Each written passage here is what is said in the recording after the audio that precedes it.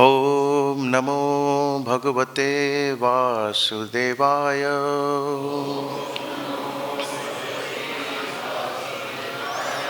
ओम नमो भगवते वासुदेवाय।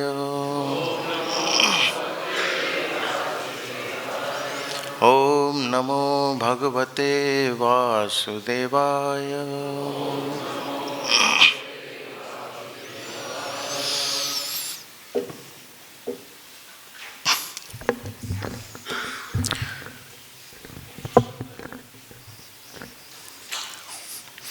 श्री चैतन्य चरितामृत ग्रंथ का शुभारंभ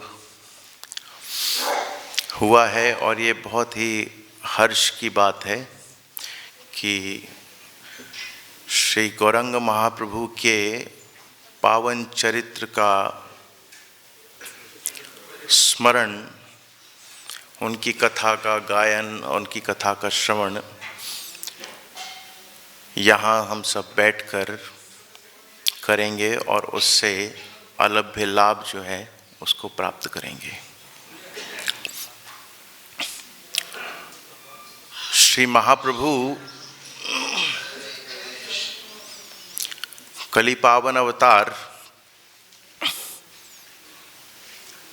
जिनकी करुणा इस जगत में ऐसी बरसी कि जो आज से पहले कभी नहीं बरसी। तो श्रील प्रभुपाद जी ने जिस प्रकार से महाप्रभु के चरित्र का व्याख्यान किया है, उसका श्लोक के अनुसार, पयार के अनुसार यत्किंचित मात्र अपनी अल्प वाणी के द्वारा व्याख्या करने का प्रयास करेंगे। बिल्कुल ऐसा ही है जैसे समझ लीजिए कोई एक बहुत छोटी सी चिड़िया आकाश की सीमा को नापने का प्रयास कर रही है। श्री महाप्रभु अगाध प्रेम के स्वरूप हैं, प्रेम पुरुषोत्तम हैं और प्रेम के बारे में एक वाक्य, एक शब्द प्रयोग किया जाता है, वो है अनिर्वचनीय। प्रेम अनिर्वचनीय है, इसका वर्णन नहीं किया जा सकता। परंतु आचार्यों के चरण के शरणागत होकर जैसा उन्होंने वर्णन किया है, उन्हीं की वाणी को हृदयंगम करके केवल अपनी वैखरी वाणी से सामने प्रस्तुत करने का एक बहुत तुच्छ ही प्रयास किया जा रहा है यहाँ पर। श्रीमद् भागवतम आपने खूब सुनी और नित्यम भागवत सेवया के स्वरूप में रोज श्रवण कर भी रहे हैं। परंतु ये चैतन्य चरितामृत ये कुछ अलग ही बात है। तो इसके बारे में आज श्रील प्रभुपाद जी के द्वारा जो व्याख्यान श्लोकों में दिया गया है, उसको कुछ अपनी वाणी से कहने का प्रयास करेंगे। ओम अज्ञानतिमिरन्धस्य ज्ञानञ्जनशलाकया चक्षुरुन्मिलितं येन तस्मै श्रीगुरुवे नमः। श्रीचैतन्यमनोभीष्टं स्थापितं येन भूतले स्वयं रूपत् कदा मह्यं ददाति स्वपदान्तिकं। वन्देऽहं श्रीगुरो श्रीयुतपदकमलं श्रीगुरून् वैष्णवांश्च। श्रीरूपं साग्रजातं सहगणरघुनाथान्वितं तं सजीवं साद्वैतं सावधूतं परिजनसहितं कृष्णचैतन्यदेवं श्रीराधा कृष्णपादांश सहगणललिता श्रीविशाखान्वितांश्च। हे कृष्ण करुणा सिंधु दीनबंधु जगत्पते गोपेश गोपिकाकांत श्रीराधाकांत नमोस्तुते। तप्त कांचन गौरांगी श्री राधे वृंदावनेश्वरी वृषभानुसुते देवी प्रणमामि हरिप्रिये। जय श्री कृष्ण चैतन्य प्रभु नित्यानंद श्री अद्वैत गदाधर शिवासादि गौर भक्त वृंद। हरे कृष्ण कृष्ण कृष्ण हरे हरे, हरे राम राम राम हरे हरे। यत्पाद पद्म नख चंद्रमणि छटायां विस्फूर्जितं किमपि गोपवधू स्वदर्शी। पूर्वानुराग रससागर सारमूर्तिं सराधिका मयि कदापि कृपां करोतु। राधा करावचित पल्लव वल्लरी के, राधा पदांक विलसन मधुर स्थली के।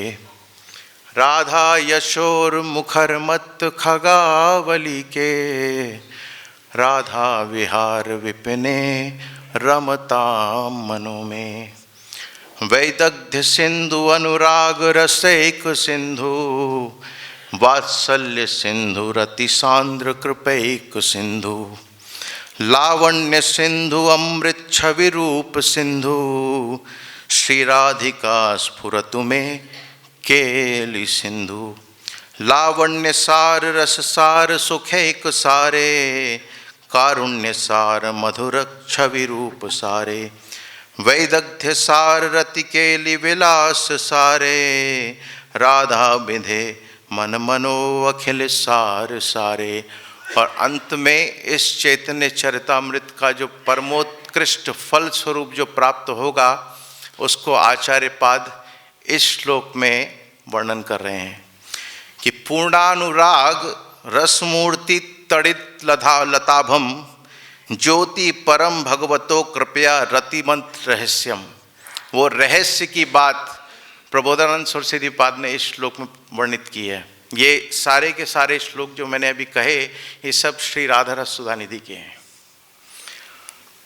और अंत में कह रहे हैं यत् प्रादुरस्ति कृपया वृषभानु गेहे, जो श्री वृषभानु महाराज के यहाँ पर जिन्होंने जो प्रादुर्भूत हुई हैं श्रीमती राधा रानी। स्यात् किंकरी भवितु में ममाभिलाषा, उनकी एक तुच्छ किंकरी एक दासी के स्वरूप में मैं प्रतिष्ठित हो जाऊं, इस प्रकार की मेरी उत्कट अभिलाषा है, जिसको कि आप प्रिया जी कृपा करके पूरा करेंगी। और वो होगा कैसे? जब हम इस श्री चैतन्य चरितामृत का आश्रय ग्रहण करेंगे। देखो, समझने की बात, ये जितने भी श्लोक एक के बाद एक कहे जा रहे हैं, इनका व्याख्यान अगर करने के लिए बैठें, आज जैसा निर्देश हुआ पीछे से, ये 19 श्लोक दिए गए कहने के लिए। और आप आश्चर्य करेंगे कि पहले 1 से 18 में श्रील प्रभुपाद जी ने कोई भी तात्पर्य नहीं दिया। तात्पर्य दिया 19वें श्लोक में जाकर। तो चैतन्य चरितामृत में हमने जैसा बड़ों से सुना कि प्रभुपाद जी ने कई कई जगहों पर तात्पर्य इसलिए भी नहीं दिए हैं क्योंकि जो गूढ़ता बहुत अंतरंग बात है, वो बहुत सामान्य रूप से प्रकट नहीं की जाती है। उसको प्रकट करने के लिए अधिकारी व्यक्ति की आवश्यकता है, योग्यता की आवश्यकता है। जब तक वो प्राप्त नहीं होगी, तब तक उस गूढ़ तात्पर्य को न तो व्यक्ति पचा पाएगा और उसके महत्व को भी समझ नहीं पाएगा। अब आप विचार करके देखिए कि पहला ही श्लोक है और इसी में ही प्रभुपाद जी ने तात्पर्य नहीं दिया। जिस व्यक्ति ने श्रीमद् भगवद गीता, श्रीमद् भागवतम, वाल्मीकि रामायण, इसको ध्यान से उसका अभिगमन नहीं किया है, हाँ, वो चैतन्य चरितामृत में प्रवेश ही नहीं कर सकता। इतना गहन ग्रंथ है ये। श्लोक कह रहा है पहला, वंदे गुरून् ईश भक्तान ईशम अवतारकान तत्प्रकाशांश तक शक्ति कृष्ण चैतन्य संज्ञकम। अगर ठीक से चैतन्य चरितामृत की जो प्राक भूमिका है उसको नहीं समझा है तो इस पहले श्लोक में ही घूम जाएगा, व्यक्ति नहीं समझ पाएगा। क्या कहने का प्रयास कर रहे हैं? वंदे गुरुन ईश, गुरु जी की वंदना कर दी, फिर उसके बाद में ईश भक्तान। किसकी बात हो रही है? जो महाप्रभु के भक्तगण जो हैं उनको भी नमन किया जा रहा है। हाँ, फिर आगे कह रहे हैं ईश अवतार कान। अब ईश अवतार कान के बारे में बात जब हुई तो वहां पर बात कह रहे हैं श्री अद्वैताचार्य की। फिर आगे कह रहे तत्प्रकाशांश्च, प्रकाश की बात जहां पर आई वहां पर बात हो रही है श्री नित्यानंद प्रभु की। और फिर तत्शक्ति, शक्ति के बारे में जब कहा तो बात हो रही है श्री गदाधर पंडित की। और जब अंत में कह दिया कृष्ण चैतन्य संज्ञकम तो बात हो रही है स्वयं प्रेम पुरुषोत्तम श्री कृष्ण चैतन्य महाप्रभु की। ये चैतन्य चरितामृत वो ग्रंथ है, इसकी भूमिका अगर देखें तो आप बहुत पीछे जाना पड़ेगा इसको समझने के लिए। कैसे? इसको ऐसे समझो, श्रीमद् भगवद गीता गोविंद के मुख से निकली, अर्जुन ने सुनी, उसका जो प्रमुख विषय है वो है व्यक्ति को किस प्रकार से भगवत उन्मुख होते हुए कर्म में प्रवृत्त कर देना। यह भगवद गीता का अंतरंग विषय है।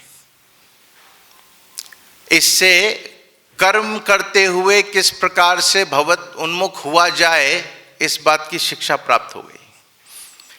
इसके आगे आप फिर श्रीमद् वाल्मीकि रामायण उठाइए। वाल्मीकि रामायण से जो शिक्षा प्राप्त हो रही है वो है कि कैसे धर्म का आचरण किया जाए। क्यों? क्योंकि श्री राम के आचरण में केवल और केवल धर्म कितना प्रतिष्ठित रूप में सामने आया है उसी चीज को दिखाया गया श्रीमद् वाल्मीकि रामायण में। श्री राम विग्रहवान धर्म, धर्म को अगर आपने विग्रह के स्वरूप में देखना है तो आप श्री राम जी का दर्शन कर लीजिए, आपको संपूर्ण धर्म का दर्शन हो जाएगा। अब इससे आगे आइए श्रीमद् भागवतम।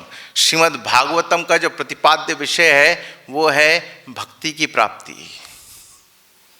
परीक्षित महाराज को सुखदेव गोस्वामी ने 12वें स्कंद में और 18,000 श्लोकों के माध्यम से कैसे कृष्ण भावना भावित हुआ जाता है ये प्रैक्टिकल रूप में सुना के बता दिया। ये श्रीमद् भागवतम का प्रतिपाद्य विषय कि कृष्ण के प्रति पूर्ण रूपेण समर्पित कैसे होना है। अब जब समझ में आया, इसके बाद जाके जो सर्वोत्तम चीज है भागवतम में दिया शुद्धा भक्ति, परंतु चैतन्य चरितामृत आपको क्या प्रदान कर रही है जानते हैं? चैतन्य चरितामृत आपको प्रदान कर रही है प्रेम।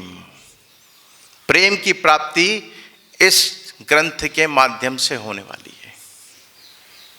भागवत कथा है काले कृष्ण की,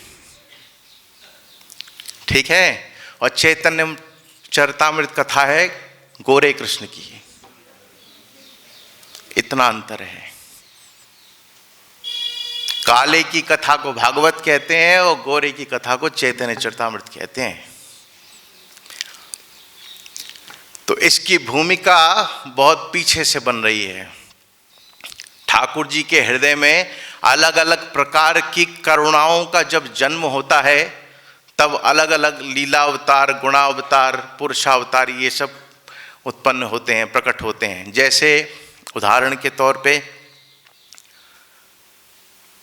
जब नरसिंह भगवान प्रकट हुए प्रहलाद महाराज को बचाने के लिए, उनकी रक्षा करने के लिए, तो करुणा का लेवल जो है वो कुछ सीमा में था। वात्सल्य का वहां पर जो है प्राकट्य हुआ है प्रहलाद महाराज को देखकर। और प्रहलाद महाराज को देखकर जब भगवान ने उनकी रक्षा कर ली और प्रहलाद महाराज जब साष्टांग किए सामने जाकर, तो नरसिंह भगवान बहुत आह्लादित हुए, बहुत प्रसन्न हुए और प्रहलाद महाराज को बहुत वात्सल्य उन्होंने प्रदान किया। और एक बात और कही, बहुत सुंदर, भागवत के अनुसार ठाकुर जी विनम्र रूप में प्रहलाद महाराज से कह रहे हैं कि क्षमतव्य मंग यदि में समय विलंबम। भगवान कह रहे हैं कि हे प्रहलाद, आप कृपा करके मुझे क्षमा करना यदि मेरे आने में विलंब हो गया हो तो। भगवान क्षमा मांग रहे हैं भक्त से। तो करुणा का स्तर यहां पर है।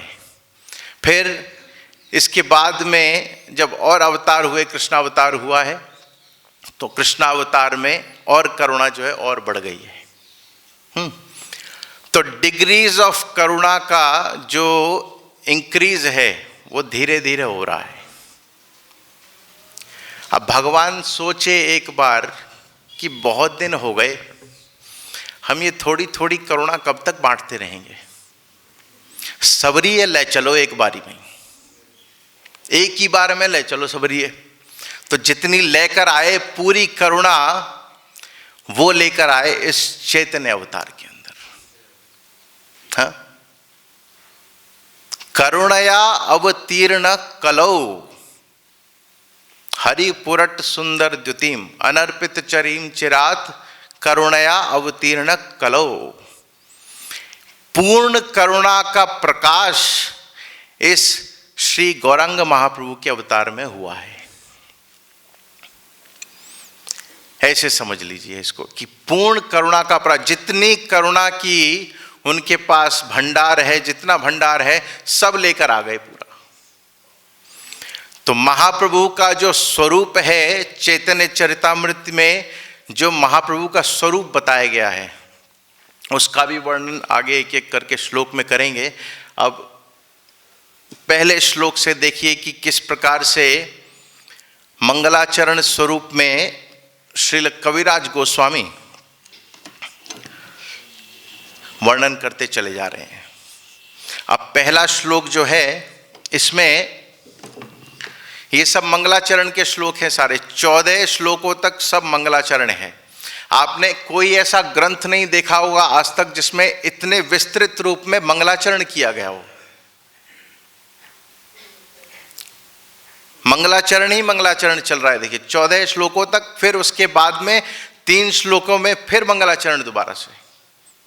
इतना विस्तृत श्लोक है ये ग्रंथ है।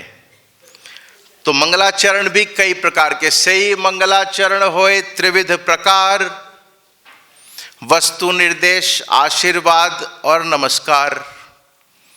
तो वस्तु निर्देशात्मक मंगलाचरण, आशीर्वादात्मक मंगलाचरण और नमस्कारात्मक मंगलाचरण, ये 3 प्रकार के मंगलाचरणों का वर्णन इन 14 श्लोकों में आया है। तो पहले सामान्य विधि से सबको नमस्कार किया गया है, सामान्य विधि से।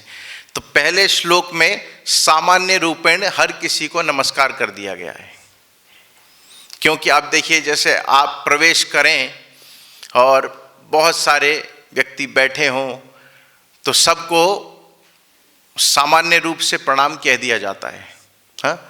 वंदे, जो यहाँ पर शब्द प्रयोग किया गया है, वंदे गुरुनीश, वंदे मतलब सामान्य रूप से, ऑर्डिनरी का अर्थ नहीं है। ऑर्डिनरी मतलब सबको सामान्य प्रणाम कर दिया गया है कि बहुत सारे हैं यहाँ पर, ईश गुरु भी हैं, फिर उसके बाद ईश भक्तान भी हैं, फिर ईश अवतारकान भी हैं, फिर ईश तत्प्रकाश भी है और तत्शक्ति भी है।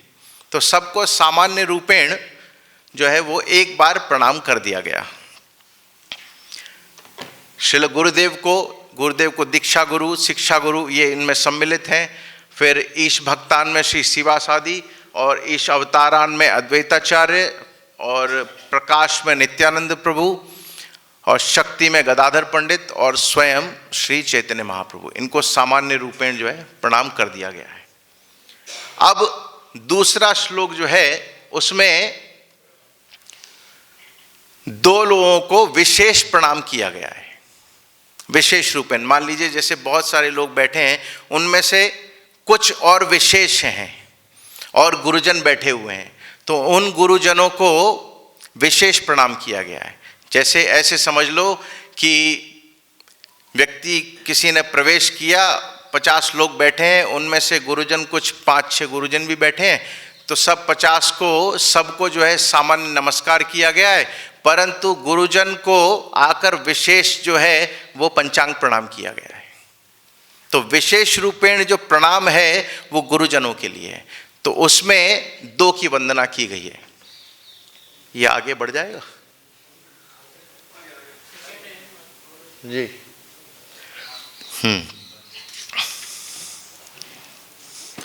वंदे श्री कृष्ण चैतन्य नित्यानंदो सहोदितो गौड़ देशे पुष्पवंतो चित्रो छंदो नमो तमोनुदो।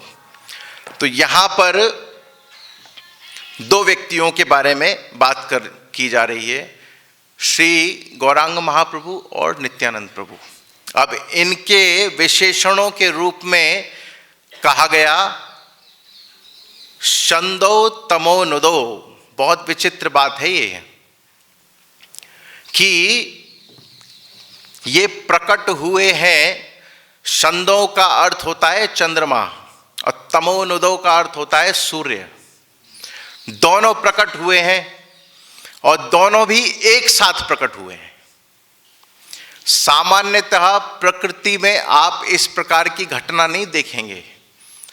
सामान्यतः चंद्रमा का समय प्रकट होने का अलग है और सूर्य का प्रकट होने का अलग है।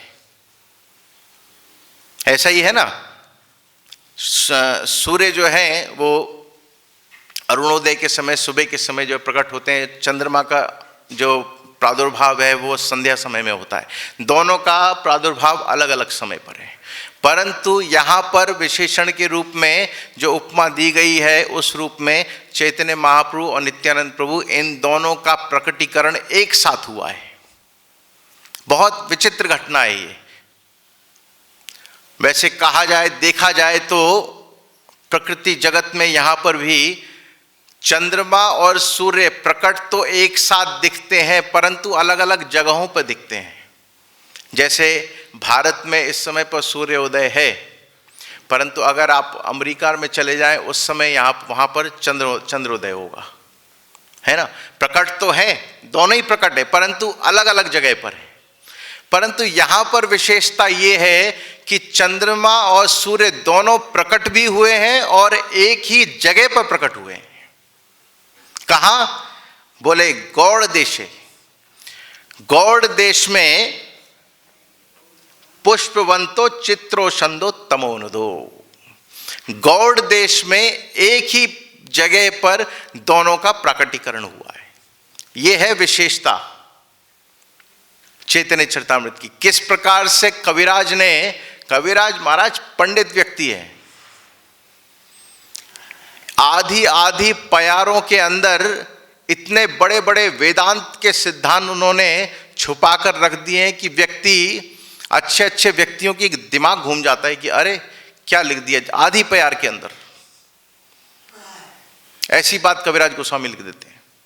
तो यही बात जब मंगलाचरण के स्वरूप में नित्यानंद प्रभु और महाप्रभु की वंदना करते समय उनको प्रणाम कर रहे हैं, तो ये बात उन्होंने उनके प्रणाम में ये बात लिखी कि दोनों ऐसे एक ही जगह पर प्रकट हो गए। ये है सामर्थ्य। और फिर उसके बाद देखिए 2 की वंदना चैतन्य प्रभु, महाप्रभु, नित्यानंद प्रभु की। किस किस की वंदना है? शेष की वंदना है और अशेष की वंदना है। शेष हो गए नित्यानंद प्रभु और अशेष कौन है?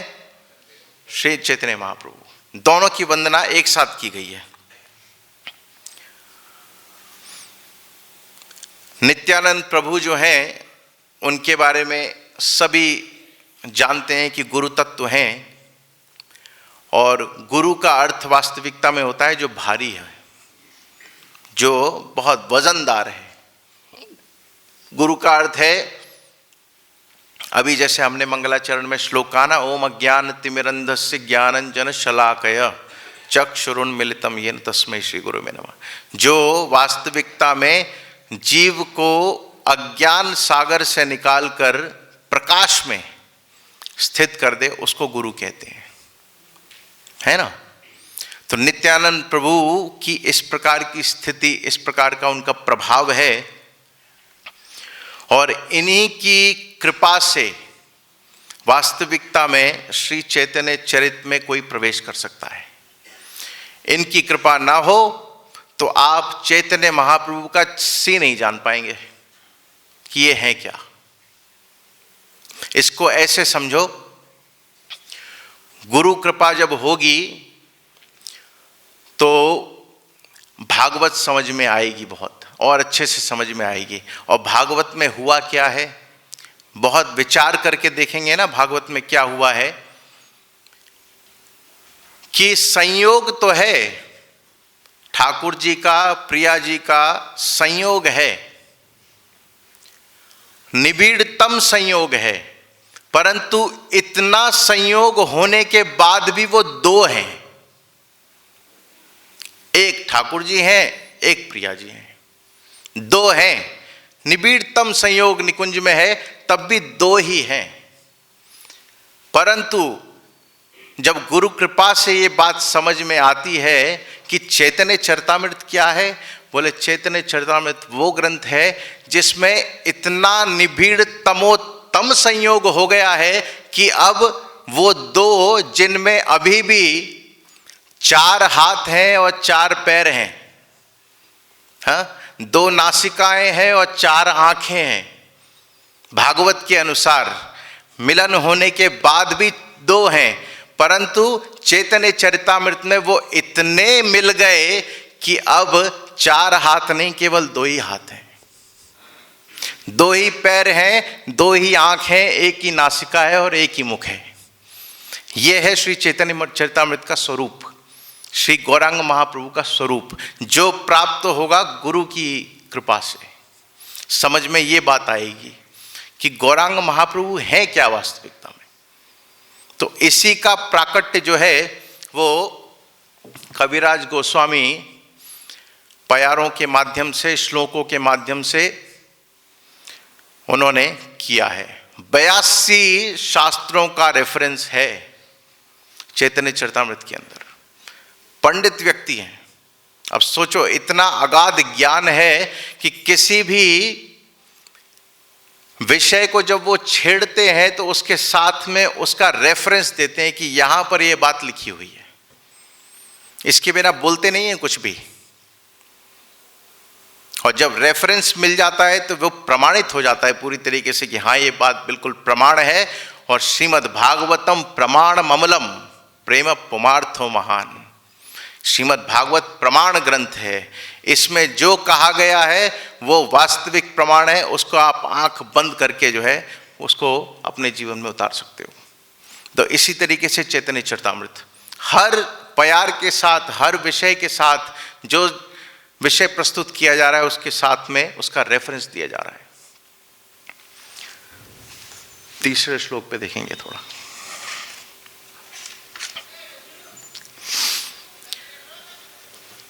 अब ये विशेष वंदना तीसरे श्लोक में की जा रही है।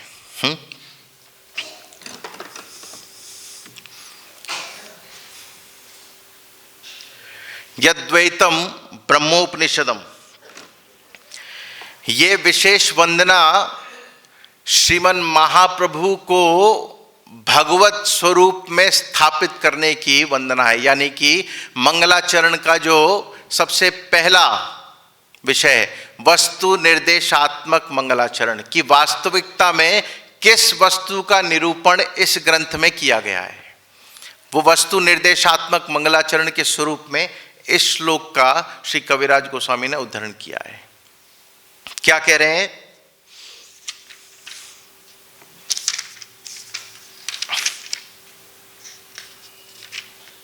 यद्वैतम ब्रह्मोपनिषदम तरप्यस्य तनुभा य आत्मा अंतर्यामी पुरुष इति सोस्यांश विभवा षडैश्वर्य पूर्णो ये भगवान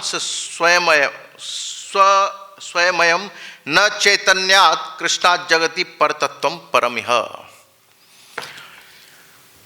हर व्यक्ति की भगवान को देखने की दृष्टि अलग है।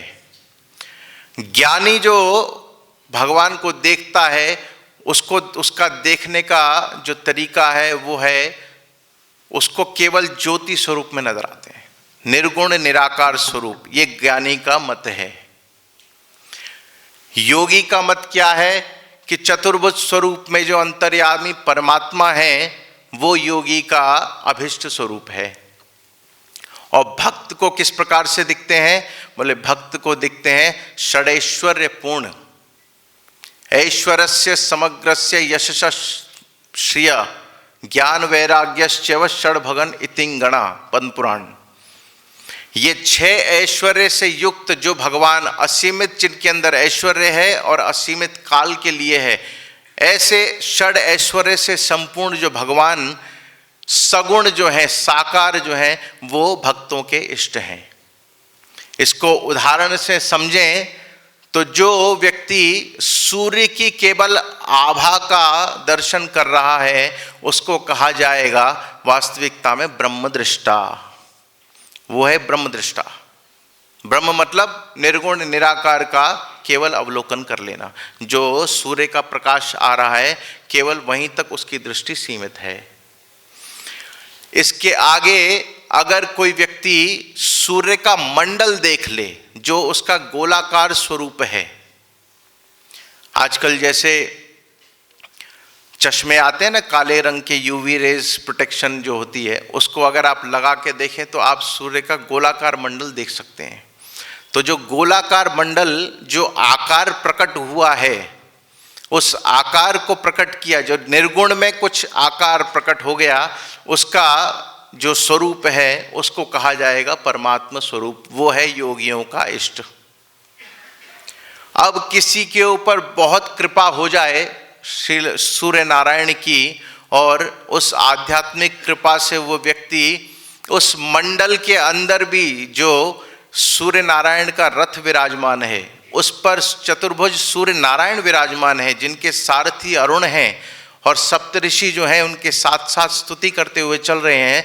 अगर इसका दर्शन किसी को हो जाए तो उस व्यक्ति को कहा जाएगा भगवत दृष्टा। ये 3 भेद अलग अलग बताए गए हैं। तो वस्तु निर्देशात्मक मंगलाचरण के स्वरूप में जो प्रतिष्ठित किए जा रहे हैं श्री चैतन्य महाप्रभु, वो वास्तविकता में भगवत दृष्टा वाली दृष्टि है। श्री चैतन्य महाप्रभु वही वास्तविकता साक्षात भगवान सगुण साकार जो है, पूर्ण ऐश्वर्यों से युक्त होकर जो प्रकट हुए हैं नदियां में, वही वास्तविकता में पूर्ण पुरुषोत्तम प्रेम पुरुषोत्तम श्री भगवान हैं, जिनका कविराज गोस्वामी ने वर्णन किया है। ये 3रा श्लोक वस्तु निर्देशात्मक मंगलाचरण के रूप में इसका यहाँ पर वर्णन हो रहा है। नेक्स्ट, अब तीसरे श्लोक में 2-3 वस्तुएं और हैं जिनका कि समझ लेना बहुत आवश्यक है, जिसमें बताया जा रहा है हरि भक्ति विलास के अनुसार। तीसरा एक मिनट,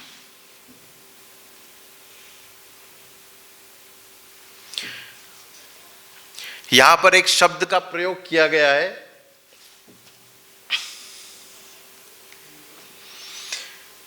यद्वैतम ब्रह्मोपनिषदम तदप्यस्ततनुभा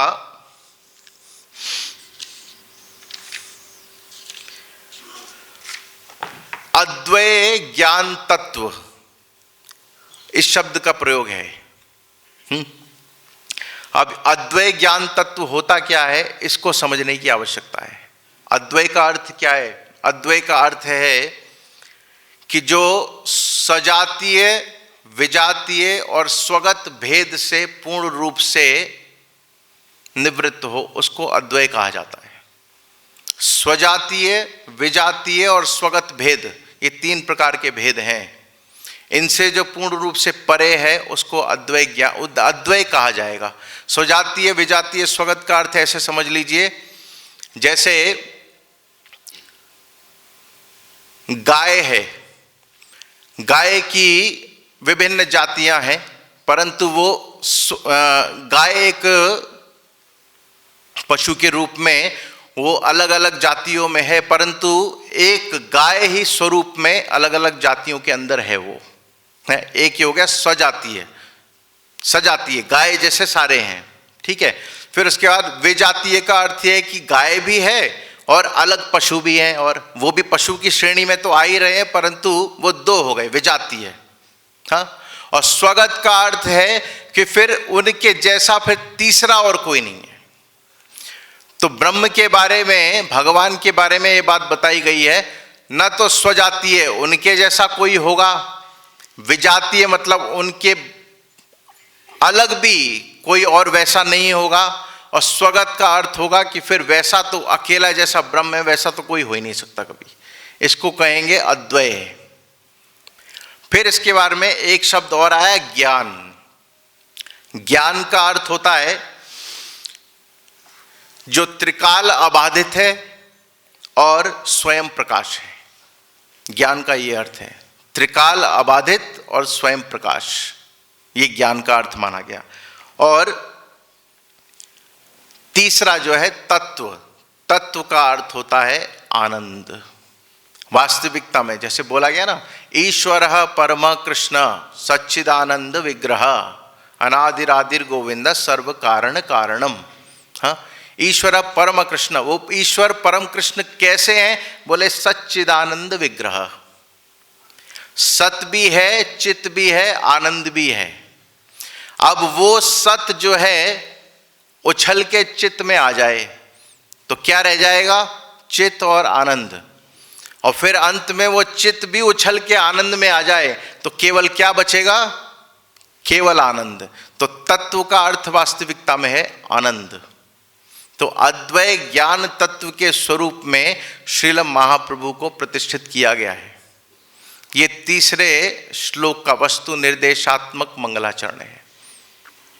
बहुत ध्यानपूर्वक समझने की बातें हैं, ये बहुत डिटेल्स हैं। अब आगे जो चौथा श्लोक जो है, श्रील कृष्णदास कविराज गोस्वामी ने इस चौथे श्लोक में वस्तु निर्देशात्मक आशीर्वादात्मक मंगलाचरण का यहाँ पर निरूपण किया है कि वास्तविकता में श्रीमन महाप्रभु के इस जगत में अवतरण का कारण क्या है, कारण क्या है, उसका यहाँ पर निरूपण किया जा रहा है। देखो, अवतरण के कारण के स्वरूप में तीन बातें आई। एक तो है सामान्य कारण, एक है मुख्य कारण और एक है अंतरंग कारण। सामान्य कारण के स्वरूप में आया कि हरि नाम जो युग धर्म है उसकी स्थापना कर दी जाए, यह है सामान्य कारण। हरे कृष्ण महामंत्र को युग धर्म के रूप में स्थापित कर दिया जाए, हरि नाम संकीर्तन, ये सामान्य कारण है। इसको ऐसे समझ लो जैसे हमें कहीं पर जाना है, किसी व्यक्ति से मिलने या कुछ बहुत ही महत्वपूर्ण कार्य करने जाना है, कहीं मान लीजिए बैंक ही जाना है, परंतु उस बैंक के साथ में ही हमारे किसी मित्र का घर है और बहुत समय हुआ है हमें कि हम उनसे मिले नहीं हैं। तो बैंक का कार्य भी हमने कर लिया और विचार मन में ये आया कि साथ ही साथ अपने मित्र से भी मिलते चलें। तो मुख्य कारण के रूप में श्रीमन महाप्रभु का अवतरण जो हुआ है वो है अनर्पित चरी भक्ति को प्रदान करना। मुख्य कारण तो ये है, परंतु उसके साथ लगे हाथ हम क्या कर लें कि आके यहाँ पर युग धर्म हरिनाम संकीर्तन को भी स्थापित कर दें। ये सामान्य कारण हुआ, परंतु मुख्य कारण क्या है? अनर्पित चरीम चिरात करुणा वितीर्ण कलो, जो बहुत लंबे समय से प्रदान नहीं की गई थी। इसको आप ऐसे समझो, करुणया अवतीर्ण कलो, इस कलयुग में जो अनर्पित चरी भक्ति प्रदान की जा रही है, ये वास्तविकता में पहले भी दी तो गई है, परंतु बहुत पुरातन काल में बहुत पहले दी गई। जैसे कि परंपरा जो शुरू होती है कृष्ण से, आचार्य उसमें एक के बाद एक अवतरित होते चले जाते हैं, परंतु ये देखा गया है कि परंपराएं खंडित हो जाती हैं प्राय कुछ काल के बाद। तो उस परंपरा को दोबारा से स्थापित करने के लिए भगवान फिर अवतरण करते हैं। तो उसी तरीके से अनर्पित चरी भक्ति पहले कभी दी गई, उसको बहुत समय निकल गया, तो धीरे धीरे करके प्राय वो लुप्त हो गई। अब दोबारा से उसका स्थापन करने के लिए श्री चैतन्य महाप्रभु इस जगत में उतरे। अब वो अनर्पित चरी भक्ति क्या है? अनर्पित चरी भक्ति के बारे में वर्णन इस प्रकार से बताया गया है कि जो भगवान की निज विषयक भक्ति है उसको अनर्पित चरी भक्ति कहते हैं। निज विषय, उनकी अपनी स्वयं की भक्ति, हाँ, उसको देने के लिए श्री महाप्रभु इस जगत में उतरे हैं। उसको जब दिया जाएगा, किस तरीके से दिया जाएगा, उसका पूरा प्रोसेस है, और उसमें साधक को क्या प्राप्त होगा उस फल का भी वर्णन किया गया है। ये बहुत गूढ़ विषय जीव गोस्वामी पाद ने, श्रीधर स्वामी ने कई जगहों पर इसको टच किया है, बताया, क्रम संदर्भ इत्यादि में, और भी परमात्मा संदर्भ, भागवत संदर्भ, इन सब में इन चीज़ों की चर्चा की गई है। तो वहाँ पर बता रहे हैं कि साधक को वास्तविकता में जो सर्वोत्तम फल की प्राप्ति होनी है, यानी कि जिसको सामान्य सरल शब्दों में कहेंगे राधा दास्यम, श्रीमती राधा रानी के अनुगत होके फिर कृष्ण की कैसे सेवा की जाती है, इसको कहते हैं अनर्पित चरी भक्ति। और सरल शब्द में कह दिया जाए उसको कहेंगे मंजरी भाव। यह है अनर्पित चरी भक्ति। अब वो मिलेगी कैसे, इसकी बात इस आशीर्वादात्मक मंगलाचरण में बताई गई है। ये बहुत बृहद विषय है, परंतु समय बहुत कम है और इसको केवल सिर्फ स्पर्श कर दिया जाए बस, अन्यथा एक एक श्लोक के ऊपर काफी समय तक व्याख्या की जा सकती है। आप ऐसे समझ लो बहुत शॉर्ट में कि गुरु के द्वारा व्यक्ति को स्वीकृत मंत्र की प्राप्ति हुई, यानी कि हरे कृष्ण महामंत्र की, और फिर उसके बाद संबंध मंत्र की प्राप्ति हुई, जिसको हम गोपाल मंत्र कहते हैं। हाँ, जब प्रणाली में इन दोनों मंत्रों के बाद दीक्षा प्राप्त हो जाती है, तो उसी समय पर राधा रानी की कृपा से जीव के हृदय में उसका जो स्वरूप है वो प्रतिष्ठित हो जाता है। और यहाँ तो प्रतिष्ठित हुआ ही हुआ, गोलोक वृंदावन में भी उस जीव का एक प्रतिमा के स्वरूप में या एक चित्र के स्वरूप में या किसी और उपकरण के स्वरूप में एक लोकेशन जो है वो डिसाइड कर दी जाती है।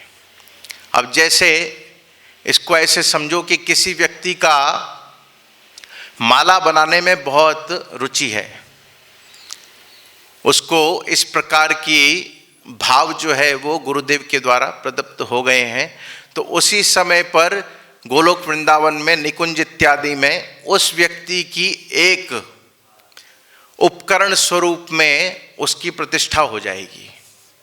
कोई काजल की डिबिया के रूप में, चाहे इत्र की शीशी के रूप में, उसकी लोकेशन डिसाइड वहां पर हो जाती है। अब लोकेशन डिसाइड होने के बाद में यह है प्रोसेस कि इस जगत से गोलोक वृंदावन कैसे जाया जाएगा।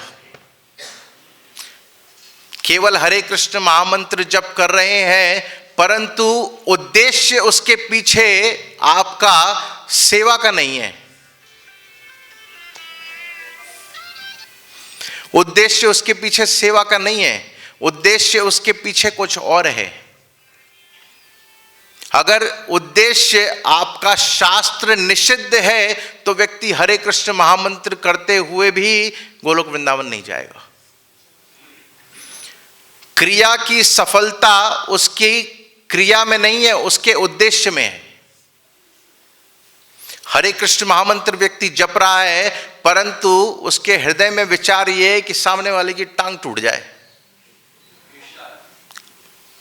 विचार अगर यह है तो हरे कृष्ण महामंत्र करता हुआ भी नरक जाएगा। परंतु अगर हरे कृष्ण महामंत्र करते हुए उसके हृदय में भाव ये है कि मैं प्रिया जी के अनुगत होकर कृष्ण को कैसे प्रसन्न करूं, अपनी अभीष्ट सेवा कैसे प्राप्त करूं, तब जाके वो वहां पर प्रतिष्ठित होगा। परंतु उस प्रतिष्ठा में भी बहुत सारी अभी चीज़ों का सामना करना पड़ेगा। वो क्या है, वही इसको बताया जा रहा है। बोले वहाँ पर लोकेशन तो डिसाइड हो गई उसकी। अब लोकेशन डिसाइड होने के बाद जिस प्रकार का उसको भजन प्राप्त हुआ है, हरे कृष्ण महामंत्र प्राप्त हुआ है, साथ में सेवा प्राप्त हुई है और साथ में नवदा भक्ति का पालन प्राप्त हुआ है। ये करते हुए जब साधक भजन करता है तो उसकी चल के फिर आगे भाव सिद्धि होती है। भाव सिद्धि का अर्थ ये है कि स्मरण करने बैठा है व्यक्ति और स्मरण करने पर इतना प्रगाढ़ चिंतन है कि जिस अपने स्वरूप से स्मरण कर रहा है उसी स्वरूप से वहां पर जाके प्रतिष्ठित भी हो रहा है, मिल रहा है, वहां पर मिल रहा है। अब जैसे इसका उदाहरण दिया गया नरोत्तम दास ठाकुर की प्रार्थना में। नरोत्तम दास ठाकुर भजन कर रहे हैं, उनका अपना जो स्वरूप है वो चंपक मंजरी का स्वरूप है। मंजुलाली जी उनके गुरुजी हैं, यानी कि श्री लोकनाथ गोस्वामी। तो भजन करते करते उनकी भाव सिद्धि की ऐसी अवस्था पहुंची है कि वो भाव से निकुंज में पहुंच गए। भाव सिद्धि की बात, तो वहां पर जिस भी आचार्य के अनुगत हमने भजन किया है वो आचार्य उस साधक का हाथ पकड़ के उसको प्रियालाल के सामने जाके खड़ा कर देगा। यानी कि श्रील रूप गोस्वामी पाद रूप मंजरी चंपक मंजरी को ले जाकर प्रिया जी का दर्शन कराती हैं और कहती हैं कि ये मंजुलाली जी की जो अनुग्रहित सेविका जो हैं, उनकी दासी जो हैं, उन्होंने आपकी सेवा में भेजी है। अब प्रिया जी कहेंगी कि अच्छा ये मंजुलाली जी ने भेजी है, बहुत अच्छी बात, चल चल सेवा में लगा जा, इसे सेवा में लगा, ये मार्जनी करेगी यहाँ पर, रोज सेवा दे दी उसको वहाँ पर। यह है भाव सिद्धि। परंतु अभी भी ये केवल भाव में है, अभी पूर्ण रूपेण जो लोकेशन डिसाइड हुई है भाव में अब एक्टिवेट तो हो गई, परंतु अभी उसको प्रॉपर वहाँ पर अभी उसकी स्थिति हुई नहीं है। अभी केवल भाव में है ये बात। अब वहाँ पर व्यक्ति सेटल कैसे होगा?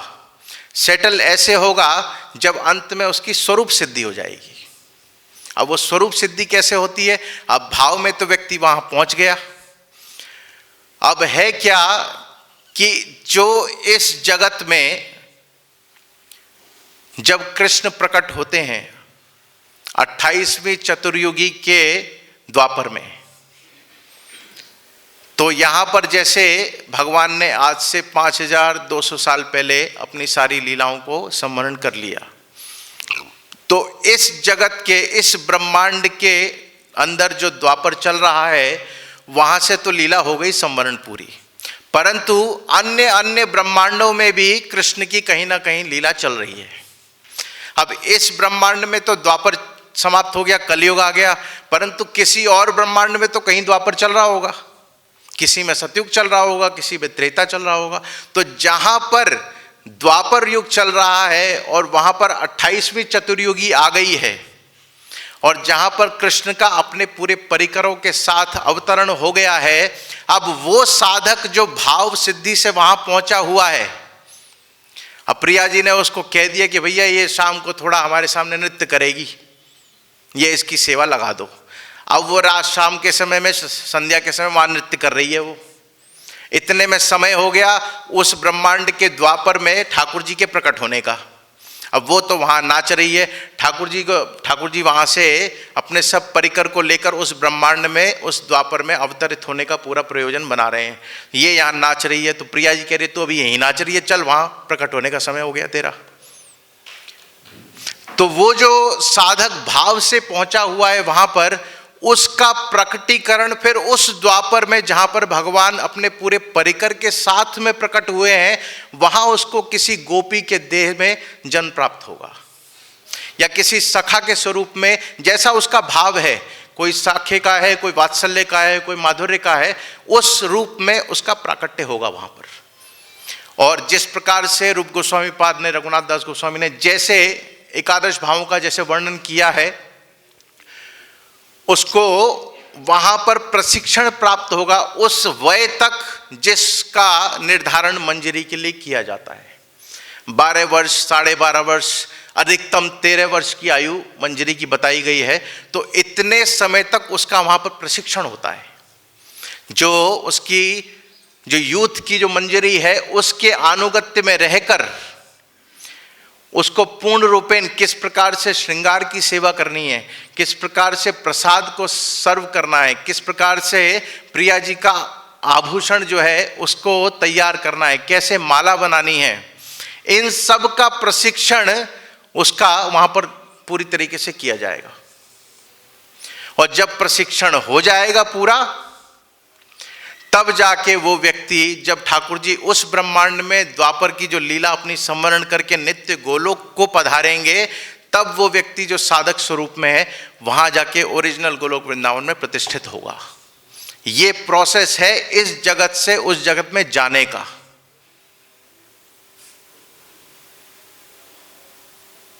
रसिकों ने गाई है ना बात, ये वृंदावन की लीला मत जानो या गुड़ को चीला, या में ऋषि मुनि गए हार, रटे जा राधे राधे। ये गुड़ को चीला ना है, बहुत कर्री बात है। यहाँ से वहाँ पहुँचना आसान नहीं है। हम सोचें कि हरे कृष्ण महामंत्र कर रहे हैं, एक हाथ में मोबाइल देख रहे हैं, वहाँ पहुँच जाए, कहूँ ना पहुँच रहे, यहीं बैठे रहेंगे। मैं ना कह रहा हूं ये बात, महाप्रभु कह रहे हैं, बहुजन में करे यदि श्रवण कीर्तन, तबो तो न पाए कृष्ण पदे प्रेम धन।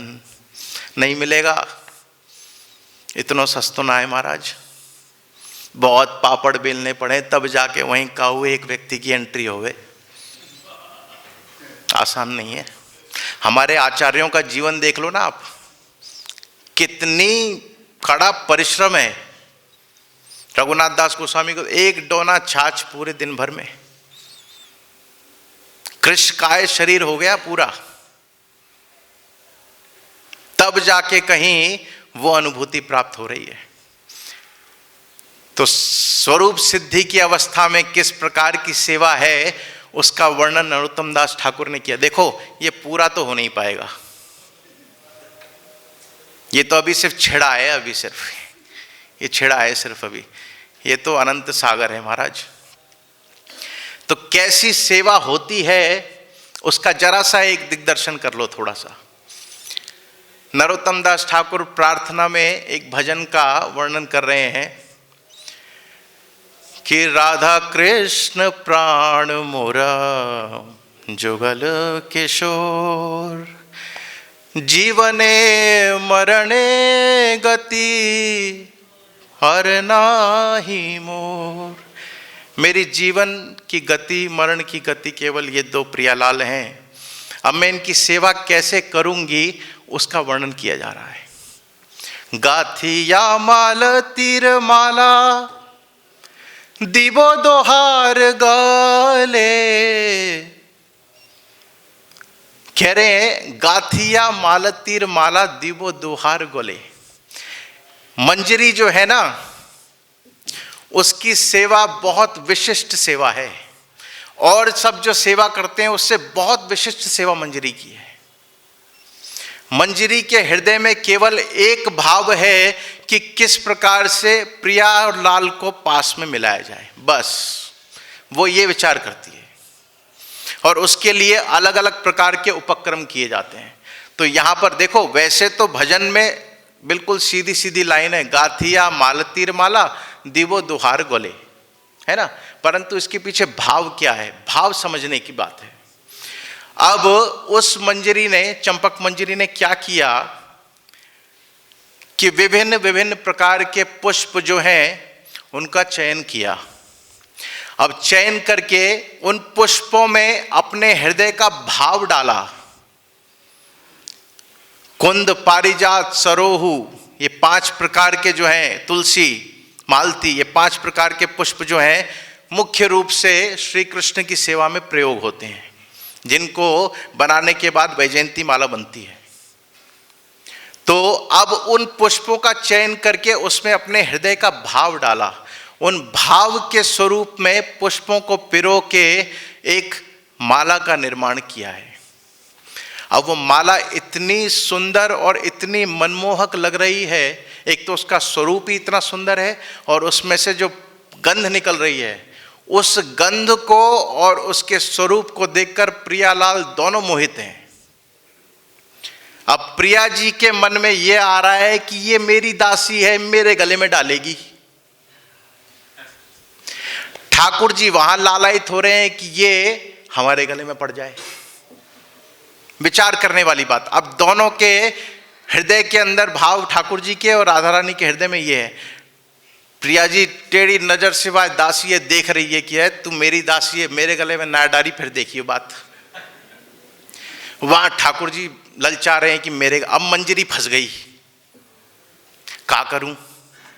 अब चतुर बहुत है, बहुत चतुर है, मंजरी जैसी सेवा कोई नहीं कर सकता। अब उसने विचार किया कि ठाकुर जी के गले में डल गई तो यहाँ प्रिया जी मेरी खबर ले लेंगी बाद में, और प्रिया जी के गले में डल गई तो ठाकुर जी को मुख जो है वो थोड़ा संकोच में आ जाएगा। तो अब चतुर देखो, यही भाव है, भाव की बात। भावोत्सवेन भजताम रस काम धेनु, रस काम धेनु, भाव का और रस का जोड़ा है। भाव और रस का जोड़ा कैसे, बोले रसिक शेखर श्री कृष्ण, रसराज अखिल रसामृत सिंधु सार मूर्ति, जिनको भक्ति रसामृत सिंधु ने, श्री रूप गोस्वामी पाद ने ऐसे वर्णन किया। रसिक शेखर अखिल रसामृत सिंधु सार मूर्ति श्री कृष्ण, और महाभाव स्वरूपा श्रीमती राधा रानी। रस और भाव का जोड़ा है। तो दोनों के हृदय में उस माला को प्राप्त करने की ऐसी ललक है कि अब वो मंजरी फंस गई कि मैं करूं क्या। तो उसके मन में भाव आया, क्यों, क्योंकि वो चाहती है दोनों को मिलाना। तो उसने किया, कहा, बोले प्रियालाल एक कार्य करो, आप बैठे तो अपने आँखन ने मूंद लो जरा। तो बोले कहा करेगी, बोले मूंदो तो सही है एक बार। तो दोनों ने आंखें मूंदी, वो गई पास में और दोनों के गले में माला डाल दी, दोनों के गले में। अब इससे क्या हुआ, भाव समझना, भाव समझने की बात है। अगर एक के गले में डाल देते तो दूसरा सकुचा जाता, उसके लिए उसकी सेवा नहीं हो पाती, और इधर डाल देते तो उनकी सेवा नहीं हो पाती। परंतु दोनों के गले में डालने से हुआ क्या कि उस पुष्प की माला के रज्जु में, रज्जु कहते हैं रस्सी को, उस प्रेम की जो उसने भाव से जो पिरोए हैं पुष्प, उससे जो उसने वो माला बनाई है, अपने हृदय के भाव को उन माला के स्वरूप में प्रस्तुत किया है, उस रज्जु से उसने प्रियालाल को बांध दिया। बोलो भक्त वत्सल भगवान की। ये है भाव पीछे, और इस भाव के कारण ही व्यक्ति जो है वो भगवान को अपने वश में कर लेता है। आगे देखो, आगे एक लाइन में एक बात आई है, चवर ढुलावो कबे हेरीबो श्रीअंग या मुखंग, जो भी है, हाँ, मुखचंद्र है ना। अब जैसे पुजारी इत्यादि हैं, हम देख रहे हैं सामने बैठे हैं सब, तो नित्य सेवा में रहते हैं। हर एक उपचार के पीछे भाव है बहुत सुंदर, कि जब दीप दिखाया जा रहा है तो उसके पीछे क्या भाव है, गंध धूप दिखाई जा रही है उसके पीछे क्या भाव है। अगर वास्तविकता में कोई व्यक्ति आचार्यों के अनुगत रहकर ये सीखे कि वास्तविकता में सेवा की कैसे जाती है, तब आप वो हर एक उपचार जब आप करोगे ना, तो रोमांच अश्रु पुलक उसी समय आपके शरीर में हो जाएंगे। इतनी गहन सेवा है। तो चंवर ढुलावो कबे हेरीबो मुख अंग या श्री अंग कह लो। तो जब चंवर ढुलाया जा रहा है ना, तो चंवर ढुलाने के पीछे भाव ये है कि ऐसे समझो रत्न सिंहासन पे प्रियालाल विराजमान है और मंजरी जो है वो चंवर ढुला रही है, या फिर पंखा ढुला रही है, मोरपंख। तो भाव पीछे ये है कि जब मान लीजिए जैसे इस तरफ लेफ्ट हैंड, मेरी लेफ्ट हैंड साइड पे कृष्ण बैठे हैं और राइट हैंड साइड पर राधा रानी बैठी हैं, और मंजरी जो है वो राधा रानी की तरफ से चंवर या पंखा ढुला रही है। तो जब राधा रानी की तरफ से पंखा जो है वो इस तरफ जाता है कृष्ण की तरफ, तो श्री प्रिया जी के श्री अंग से जो गंध निकली है उसका आस्वादन वो श्री कृष्ण को कराना चाह रही है। और जब पंखा इस तरफ आता है तो श्री ठाकुर जी के श्री अंग से जो गंध निकली है उसका आस्वादन वो प्रिया जी को कराना चाह रही है। ये है भाव पीछे, और इसी भाव में सब कुछ है। क्यों? क्योंकि गोविंद गीता में कह रहे हैं भावग्राही जनार्दन। उनको वस्तु से कोई प्रयोजन नहीं है, उनको केवल प्रयोजन आपके भाव से है। तो चंवर ढुलाया जा रहा है, उसमें एक और अंतरंग भाव है। बोले अंतरंग भाव ये है कि जब चंवर ढुलाते हैं ना तो बहुत हल्के हल्के से हवा चलती है। तो हवा जब चलती है तो मान लीजिए प्रिया जी ने बहुत सुंदर नील वर्ण की जो साड़िका है, साटिका जो है वो पहन रखी है साड़ी। अब साड़ी का जो है वो ऐसे पल्लू जो जा रहा है, श्रीअंग ऐसे पूरा ढका हुआ है। तो जब चंवर चला और उसमें से जो वायु निकली मंद मंद, तो उससे वो पल्लू थोड़ा सा ऊपर उठ गया, तो उससे श्रीअंग का दर्शन हो रहा है। श्री अंग का दर्शन हो रहा है। ये चंवर ढुलाने की वास्तविकता में पीछे भाव है। तो चंपक मंजरी इस भजन के अंदर वैसे देख करोड़ों बार गाया होगा, परंतु भाव क्या है पीछे, अगर वैसा करना सीख जाओ तो आपकी सेवा सिद्ध मानी जाएगी। इसलिए भाव जोड़ने का प्रयास करने की जरूरत है। उस भाव को जितना आप परिपुष्ट करते चले जाओगे उतना ही आप श्री कृष्ण के प्रियालाल के नजदीक पहुंचते चले जाओगे। तो चंपक मंजरी यही कर रही है। अधर तांबूले दिया, और सुन लो बहुत सुंदर बात, तांबूल बनाया बहुत सुंदर और उसको प्लेट में रख दिया। हाँ, अब उसके बाद ये भी किया जा सकता है कि तांबूल प्रिया जी ये मैंने बनाया है, इसे आप ले लो। तो उसमें क्या होगा, प्रिया जी अपने हाथ से उठाएंगे और पाले। इसमें रस नहीं है। रस किस में है? बोले तांबूल तो बनाया, परंतु अधरे तुलिया दिवो, अपने हाथ से मुख में देना। बोले उसमें जो आनंद है ना वो किसी में नहीं है। क्यों? क्योंकि उससे प्रियालाल दोनों को आनंद की प्राप्ति है। और कभी कभार यहाँ तक हो जाता है कि जब प्रिया जी बहुत डर जाती हैं ना, डरने का आता है जब बहुत कृपा कर देती हैं, तो जो अपना जो अधर मृतिक कण मिश्रित जो तांबूल है शीत, वो अपने हाथ से या तो मंजरी को खिला देती हैं, या फिर और सुन लो, बहुत ही निविड़तम बात, जब बहुत ज्यादा ही कृपा कर देती है तो मुंह से मुंह लगा के मुख में डाल देती है। यह है रस की प्राप्ति। इसको देने के लिए महाप्रभु, महाराज ये ग्रंथ नहीं है, ये तो अथाह सागर है, चैतन्य चरितामृत। महाप्रभु के स्वरूप का वर्णन अगर करने के लिए बैठेंगे तो युगों बीत जाए तो पूरा नहीं होगा। आप देखो, इतने ध्यानपूर्वक सुन, समय बहुत हो गया ऊपर, लेकिन रस की चर्चा ही ऐसी है कि व्यक्ति अपनी सुध बुध भूल जाता है। और यही चैतन्य चरितामृत में हुआ है। आप देखोगे भागवत के अंदर, हाँ, जिस प्रकार का कृष्ण का स्वरूप प्रकट है, राधा रानी का स्वरूप प्रकट है, महाप्रभु वो आस्वादन करना चाहते हैं जो राधा रानी आस्वादन करती हैं। कृष्ण की मधुरिमा का आस्वादन राधा रानी कैसा करती हैं, वो महाप्रभु आस्वादन करना चाह रहे हैं। कृष्ण की ये वांछा है। अब वांछा तो है, पर उसके लिए, क्योंकि कृष्ण विषय है और राधा रानी आश्रय है, हमेशा से है ऐसा, ये कभी भी चेंज नहीं होता है।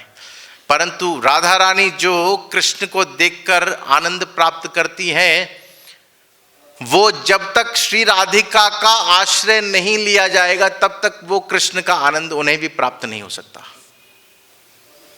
तो राधा रानी के भाव को स्वीकार करके श्री कृष्ण तब जाके अपने सौंदर्य का आस्वादन करते हैं। जैसे उदाहरण समझ लो, आपकी बहुत सुंदर शिखा है, सब वैष्णव रखते हैं, देख पाओगे अपनी शिखा को? पूरा जीवन लगा दो तो ना देख पाओगे, ना खनते, जब तक किसी का आश्रय नहीं लोगे। किसका आश्रय लेना पड़ेगा?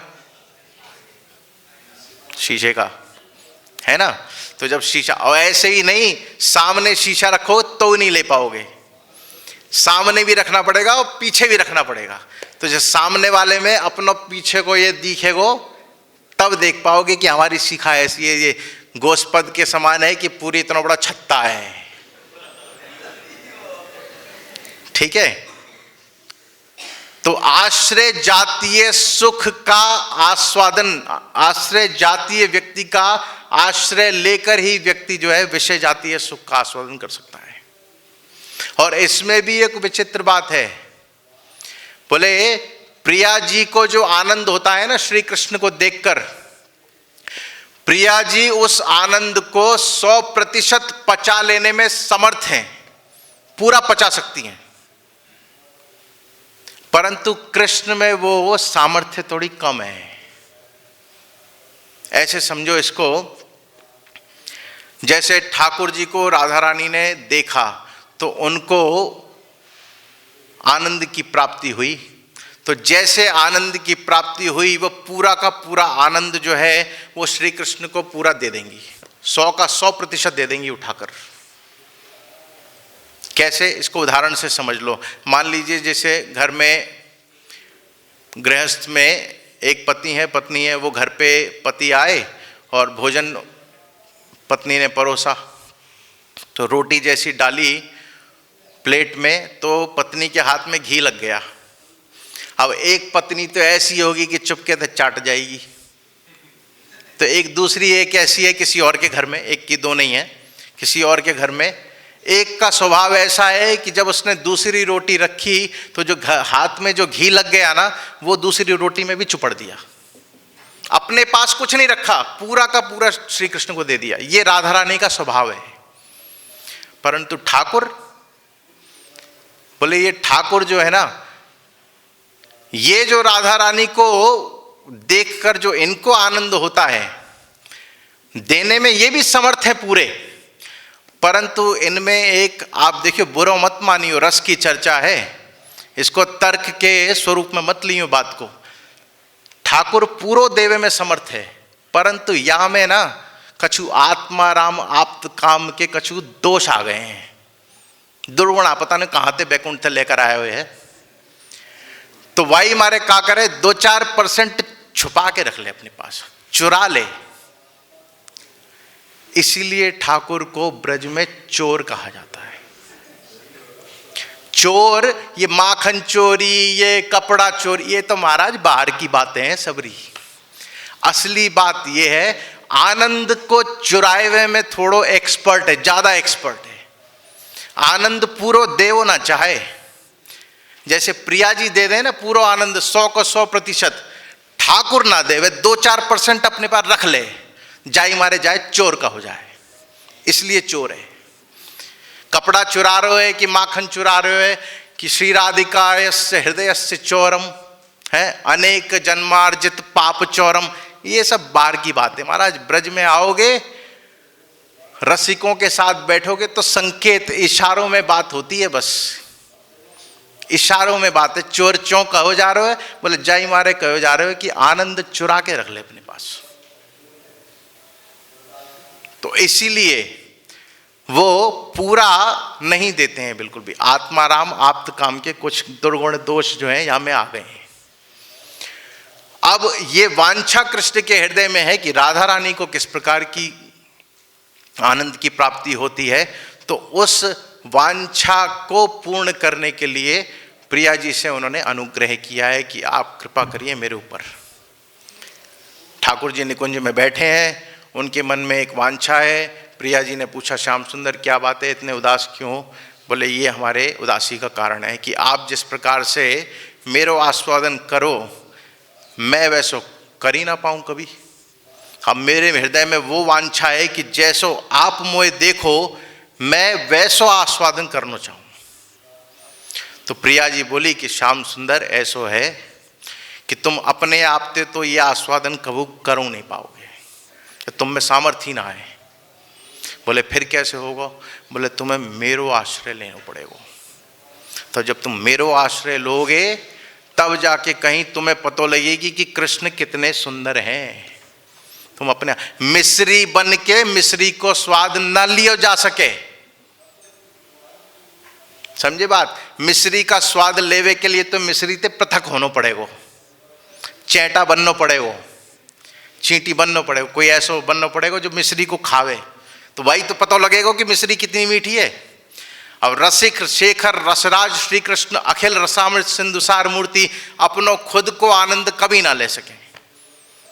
मैंने पता ही ना है कि उनके मुख चंद्र की जो मधुरिमा है, अधरम मधुरम वदनम मधुरम, क्या होता है ये उनको पता ही नहीं है ये बात। अब उसका आस्वादन करना है तो उससे थोड़ा अलग होना पड़ेगा ना। तो अलग होने की जो प्रक्रिया हुई है उसी को श्री चैतन्य महाप्रभु का प्राकट्य कहते हैं, वो प्राकट्य है। तो श्री राधा भाव आलिंगित कृष्ण है। कविराज गोस्वामी आगे एक बात कह रहे हैं बहुत सुंदर की, उन्होंने दृष्टांत दिया है कि आप ऐसा कहीं समझ लो कि 60% कृष्ण है और 40% राधिका है, वो मिलने के बाद एक कोई तीसरा व्यक्ति प्रकट हो गया हो, ऐसी बात नहीं है। जैसे उदाहरण के स्वरूप में 7% पीतल है और 40% तांबा है, तो उसको मिक्स करने के बाद एक नया एलॉय प्रकट हो गया जिसको कांसा कहते हैं। परंतु ये बात नहीं है बिल्कुल भी। राधा भाव सुवलित द्युति, केवल अंग कांति से लिपटे हुए कृष्ण हैं, उनको चैतन्य महाप्रभु कहते हैं। उदाहरण के रूप में जैसे आप सुनार की दुकान पे जाओ तो वहां पर मान लीजिए जैसे आपको राधा रमण में श्याम सुंदर में कोई आपको कुछ वस्तु जो है भेंट करनी है, सोने की करनी है, परंतु सामर्थ्य है नहीं इतनी, तो क्या किया हमने? बोले चांदी जो है, चांदी की एक छड़ी हो गई, चांदी की बांसुरी हो गई, वो हम ले गए और वाह के ऊपर हमने क्या करो, सोने को पानी चढ़वा दियो। बस यही हुआ है चैतन्य चरितामृत में। कृष्ण जो है वो चांदी की बांसुरी के समान है, परंतु जो आलिंगित हुए हैं उस सोने के पानी से, राधा भाव द्युति सुवलित, राधा लिंगित कृष्ण को चैतन्य महाप्रभु कहा जाता है। पर इतनी सी बात है। इसी को ही पूर्ण रूपेण अन्य अन्य श्लोकों में फिर आगे बात आएगी कि कृष्ण की भी 3 वांछाएं तो हैं ही हैं, और फिर आगे ये बात चैतन्य चरितामृत में नहीं है, और आगे और भी जैसा बड़ों से रसिकों से सुना है कि राधा रानी की 3 वांछाएं अलग हैं, महाप्रभु की तो है ही हैं, राधा रानी की 3 वांछाएं और फिर सखियों की और 4 वांछाएं अलग हैं। अब उनका वर्णन करने लग जाए तो अगर सामर्थ्य है करने तो कर दें हम बैठकर यहाँ पर। आप अगर बैठना चाहो तो और बैठो, 1 घंटा फिर सुनावे आपको अच्छी चीज।